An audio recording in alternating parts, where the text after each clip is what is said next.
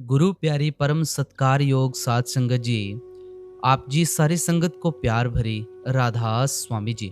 साध संगत जी, आज की साखी मिश्री के प्रसाद के बारे में है, जो हमें डेरा ब्यास में या सभी मेजर सत्संग सेंटरों में मिश्री का प्रसाद मिलता है। उसकी ताकत क्या है, आज हम इस साखी में सुनेंगे। तो साखी शुरू करने से पहले आप जी से बेनती की जाती है कि चैनल को सब्सक्राइब करके ऑल नोटिफिकेशन बेल जरूर दबा देना, ताकि आप ऐसी साखियां और सत्संग रोजाना के मॉर्निंग में जो 6 बजे डाले जाते हैं वो सुन सकें। हमारे इस चैनल के ऊपर और भी कई साखियां हैं, वो भी आप सुन सकते हैं। तो आज की यह साखी एक सत्संगी परिवार की है और इस परिवार के सभी सदस्य बहुत सेवा और सिमरन किया करते थे। परिवार के मुखिया और उनकी पत्नी पेशे से डॉक्टर थे और इनकी 2 संतानें थी।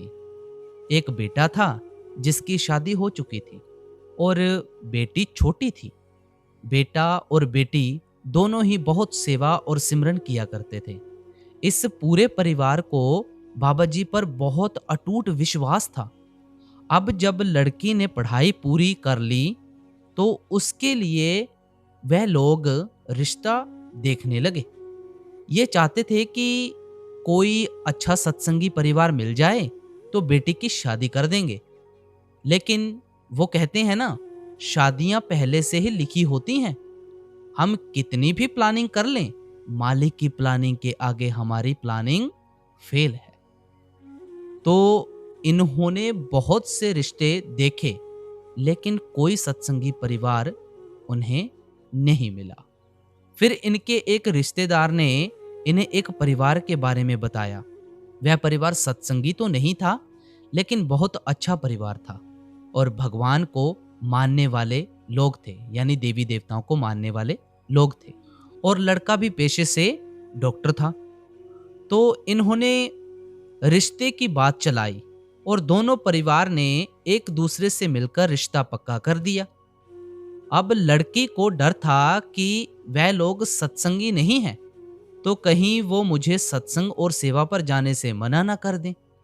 फिर लड़की ने मन ही मन बाबा जी से अरदास की कि बाबा जी, भले ही वह सत्संगी नहीं है, लेकिन आप उन्हें अपनी ओर जरूर लगा देना, जिससे कि वह मुझे सेवा और सत्संग पर जाने से ना रोकें।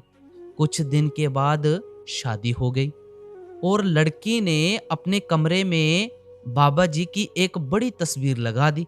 जब शादी के अगले ही दिन लड़की की सास ने बाबा जी की तस्वीर को देखा तो उसने लड़के को सख्त हिदायत दे दी कि हमारे घरों में इंसानों की पूजा नहीं होती है। हमारे घर में हमने स्पेशल मंदिर बनवाया है, जहां पूरा परिवार रोज सुबह और शाम को पूजा करता है।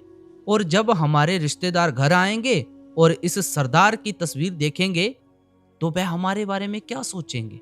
ये कहते हुए उसने बाबा जी की तस्वीर को वहां से उतार दिया और लड़की को कह दिया कि ये तस्वीर वापस अपने मायके में दे देना, यहां इस तस्वीर की कोई जरूरत नहीं। अब लड़की की नई नई शादी हुई थी, तो उसने भी चुपचाप अपनी सास की बात मान ली और बाबा जी की बड़ी तस्वीर को वापस मायके भेज दिया और छोटी सी तस्वीर को बेड के साथ टेबल पर रख दिया और टेबल की दराज में बाबा जी की प्रसादी का पैकेट रख दिया। जैसे कि हम सब अक्सर बाबा जी के प्रसाद के 2 दाने रोज खाते हैं, तो लड़की ने 2 दाने प्रसाद खुद और 2 दाने अपने पति को खिलाने शुरू कर दिए। कुछ दिनों के बाद लड़की की सास ने अपने बेटे को दराज में से प्रसाद निकालकर खाते देखा, तो उसने पूछा, ये क्या है जो तू रोज खाता है? लड़के ने कहा कि पता नहीं मम्मी, ये शायद कहीं का प्रसाद है जो आपकी बहू मुझे रोज देती है और खुद भी खाती है। यह सुनकर सास को बहुत गुस्सा आया और उसने उस लड़की को बुलाया और कहा कि ये क्या तुम मेरे बेटे पर टोना टोटका कर रही है? क्या मिलाया है इस मिश्री में तूने? तो लड़की ने कहा, मम्मी जी, यह हमारे सतगुरु का प्रसाद है और मैं ये हमेशा खाती आ रही हूँ। लड़की की सास ने गुस्से से कहा, ये सब खाना है तो खुद खा, मेरे बेटे को खिलाने की कोई जरूरत नहीं है। तो ये कहकर सास वहां से चली गई। लड़की की सास के ऐसे बर्ताव के कारण ही इस परिवार की अपने पड़ोस में रहने वाले एक परिवार से लंबे समय से नोक झोंक चल रही थी। आए दिन लड़की की सास उस परिवार के साथ लड़ाई करती थी और ऐसा ही बर्ताव सास ने लड़की के साथ भी करना शुरू कर दिया।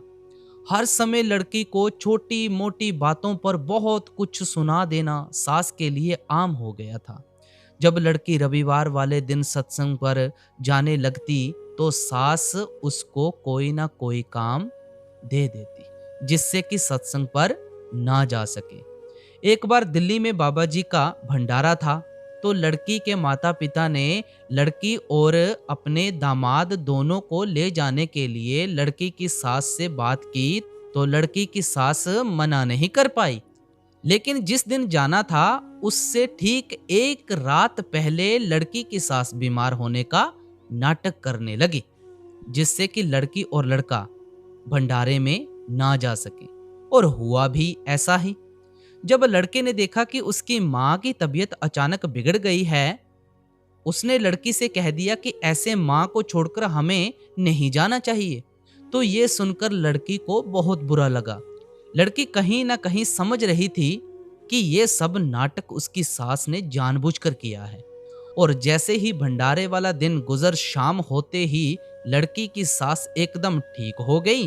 रात में लड़की जब सोई तो उसकी आंखों में अपने सतगुर से ना मिल पाने के लिए आंसू थे और नम आंखों से उसने बाबा जी से अरदास की, हे मेरे सच्चे पातशाह, कुछ भी करके या तो इन लोगों को अपनी ओर लगा ले या फिर मुझे अपने पास बुला ले।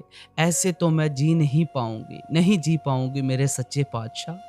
जब कोई सतगुरु का प्यारा सतगुरु से अरदास करता है तो सतगुरु उसके वचनों को हर हाल में जरूर पूरा करते हैं। कुछ दिन के बाद उनके पड़ोस में रहने वाले उस परिवार ने लड़की की सास पर काला जादू करवा दिया और अब लड़की की सास जब भी रात को सोती तो उसे अजीब अजीब आवाज में सुनाई देने लगती और वह डर जाती। ऐसा अब रोज होने लगा और इस डर के कारण सास की नींद बहुत कम हो गई। यह आवाजें सास के अलावा घर के किसी और सदस्य को नहीं आई थी। अब इस माहौल में तो किसी का भी दिमाग खराब होने लगेगा। तो धीरे धीरे इसकी सास की ये समस्या और बढ़ती गई और अब इसको आवाजों के साथ साथ एक दिया भी कमरे में चलता हुआ दिखाई देने लगा, जिससे ये और ज्यादा डरने लगी और पूरी पूरी रात बैठकर ही गुजारने लगी और नींद की गोलियां खाने लगी। अब इसकी हालत बहुत ज्यादा खराब रहने लगी। कई बड़े बड़े डॉक्टरों को दिखाया गया लेकिन किसी को कुछ समझ नहीं आ रहा था आखिर इसको बीमारी क्या है। कोई मानसिक तनाव कह देता तो कोई कहता कि इन्हें बड़े लेवल का डिप्रेशन हो गया है। दवाइयों का असर कुछ खास नहीं हो रहा था। ये सब देखकर लड़की का पति बहुत घबराने लगा और उसकी अपनी माँ की चिंता सताने लगी। जब घर के इतने बुरे हाल हो गए हों, फिर एक दिन डरते हुए लड़की ने पति और सास से पूछा कि मैं अगर आपको कुछ करने को बोलूं तो क्या कुछ दिन के लिए वह काम आप कर सकते हो? तो सास ने कहा, जब सारे संसार के डॉक्टर मुझे ठीक नहीं कर पाए तो तू क्या कर लेगी? लड़की ने कहा कि मुझे पूरा विश्वास है, अगर आप मेरी बात मान लेती हैं तो आप कुछ ही दिनों में ठीक हो जाएंगी। तो सास ने कहा कि ठीक है, मैं तेरी बात मान लूंगी। तो लड़की ने कहा कि आपको मेरे साथ सत्संग घर चलना होगा और वहां चलकर थोड़ी बहुत सेवा करनी होगी और प्रसाद के 2 दाने हर रोज खाने होंगे। आप यकीन मानिए, आप कुछ ही दिनों में एकदम ठीक हो जाएंगी। लेकिन आपको यह सब काम निष्काम भाव से और पूरे विश्वास से करना होगा। मन में जरा सा भी डाउट नहीं रखना। तो लड़की का पति भी अपनी माँ को समझाने लगा कि जब इतना कुछ करके देख लिया तो ये भी करके देख लो। तो लड़की की सास मान गई और लड़की के साथ सत्संग घर जाने लगी और वहां जाकर पौधों को पानी देने की सेवा और साफ सफाई की सेवा करने लगी और हर रोज प्रसाद खाने लगी। सेवा करके सास को अपने अंदर खुद ही एक बदलाव दिखाई देने लगा और अब जो उसके घर में आवाज आती थी वह सब आनी बंद हो गई। अब तो उसको ना तो नींद की गोली लेने की जरूरत पड़ती और ना ही बैठकर रात गुजारने की। उसने खुद ही अपने अंदर काफी सारे बदलाव देखे और अब सास पर सेवा का ऐसा नशा चढ़ गया कि एक दिन लड़की की तबीयत थोड़ी खराब थी तो सास अकेले ही सत्संग घर जाकर अकेले ही सेवा करने लगी। ये सब देखकर लड़की बहुत खुश हुई और फिर एक दिन लड़की बाहर से कहीं घर पहुंची तो उसने देखा कि बाबा जी की एक बहुत बड़ी फोटो घर के ड्राइंग रूम में दीवार पर लगी हुई देखी। यह देखकर लड़की बहुत खुश हुई और उसकी आंखों में आंसू आ गए और पीछे से उसकी सास कहने लगी, बहू तेरे सतगुरु वाक्य में ही बहुत ताकतवर है, बहुत ताकतवर है और अब ये फोटो हमेशा यही लगी रहेगी और हम सब लोग आज से सत्संग घर जाया करेंगे, बाबा जी का सत्संग सुना करेंगे और जो भी भंडारे होंगे वो भी हम बाबा जी के अटेंड किया करेंगे। तो साथ संगत जी, इस साखी को सुनाते सुनाते मेरी ही आंखें भर आई हैं। तो ये एक सच्ची घटना थी जो आप सभी के साथ शेयर कर दी। अच्छी लगे तो इसको लाइक कमेंट शेयर ज़रूर कीजिएगा आगे। तो ऐसे ही चैनल को सब्सक्राइब कर लीजिएगा, ऑल नोटिफिकेशन बेल पे प्रेस कर दीजिएगा ऐसी ही साखियाँ सुनने के लिए।